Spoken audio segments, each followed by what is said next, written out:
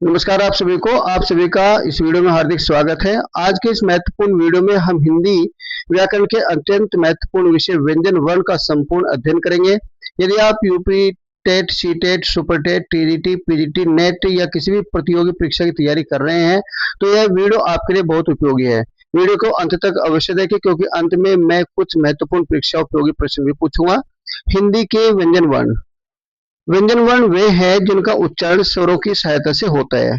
प्रत्येक व्यंजन के उच्चारण में अ की ध्वनि छिपी रहती है। अ के बिना व्यंजन का उच्चारण संभव नहीं। जैसे क और अ, क, ख और अ, ख। व्यंजन वे वर्ण है जिनका उच्चारण करते समय वायु कंठ मार्ग से होती हुई मुख के विभिन्न अवयवों स्थानों को स्पर्श करती है या बाधित होकर बाहर निकलती है। स्वरवर्ण स्वतंत्र और व्यंजन वर्ण स्वर पर आश्रित हैं। कुल व्यंजनों की संख्या 39 होती है। मूल व्यंजनों की संख्या 33 होती है। आप बिल्कुल भ्रमित नहीं होंगे क्योंकि जो बात दी गई है बिल्कुल सटीक है, प्रमाणिक है। मूल व्यंजन हमारे हुए 33, कुल व्यंजनों की संख्या होगी 39। परीक्षा में यदि कुल व्यंजन पूछे जाते हैं तो आप 39 लिखेंगे, मूल व्यंजन पूछते हैं तो 33 लिखेंगे। वर्गीय स्पर्श उदित व्यंजनों की संख्या हमारी 25 होती है। अंतस्थ जो व्यंजन होते हैं वो हमारे उनकी संख्या 4 होती है। उष्म व्यंजनों की संख्या 4 है। वीडियो में हम इनका विस्तार से अध्ययन करेंगे। संयुक्त व्यंजनों की संख्या 4 है। उत्क्षिप्त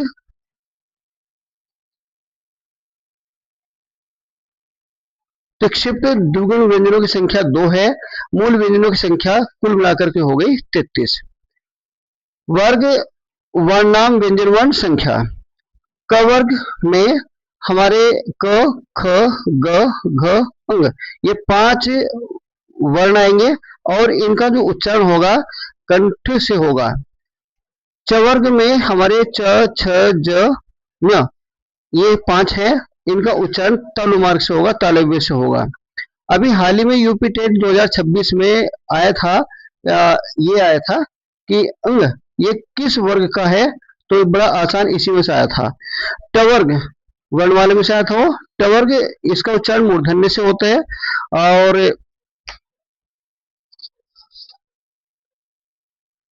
टवर्ग में ट, ठ, ड, ढ, ण ये 5 हमारे इसमें वर्ण है। तवर्ग का उच्चारण दंते से होता है। लिटल से नाम दंता दंत स्थानों से होता है। तो इसमें जिह्वा दंत को स्पर्श करती है। तो त, थ, द, ध, न ये हमारे 5 हो गए।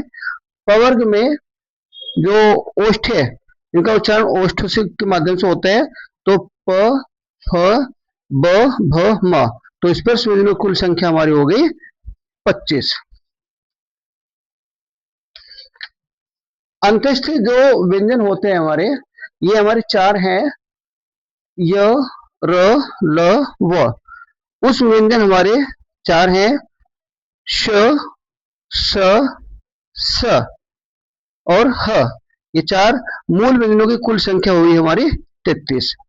तो जो संयुक्त व्यंजन है हमारे ये 4 है। क्ष, त्र, ज्य, स्र। इसका उच्चारण लोग बहुत गलत करते हैं और ये इसको यूं कहें कि सामाजिक मान्यता सी मिली हुई है जो कि गलत है। इसका उच्चारण ज होना चाहिए। तो अगर ज और न्य के संयोग से इसका निर्माण हुआ है तो अगर ग और यह लोग बोलते ज्ञ। तो इसमें हम सुधार करेंगे। ज है, श्रह 4 है। उत्क्षिप्त या जीव के द्वारा फेंके गए जो द्विगुण व्यंजन ड़ और अढ़ ये हमारे 2 हैं। व्यंजनों की कुल संख्या हमारी हो गई 39। 25 हमारे स्पर्श व्यंजन हो गए, 4 हमारे संयुक्त व्यंजन हो गए, 4 हमारे अंतस्थ हो गए, 4 ऊष्म हो गए। 25, 4 29, 4 33, 33 और 4 37 और उत्क्षिप्त हो गए हमारे 2, 37 2 39। तो 39 हो गए। अब वीडियो के अंत में हम कुछ प्रश्न यहाँ पर पूछ रहे हैं। अब देखते हैं कि कितना आपने ग्रहण किया है। हिंदी में मूल व्यंजनों की संख्या कितनी है, तो इसका उत्तर होगा 33। हिंदी में कुल व्यंजनों की संख्या यदि पूछी जाती है तो कितनी है, इनकी संख्या 39 है। स्पर्श व्यंजन कितने हैं, तो 25 है। अंतस्थ व्यंजन कौन कौन से हैं, य, र, ल, व ये 4 हैं। उस व्यंजन कौन कौन से हैं? श, स, स, ह। संयुक्त व्यंजन कौन कौन से हैं? क्ष, त्र, ज और श्र। ये हमारे संयुक्त व्यंजन है।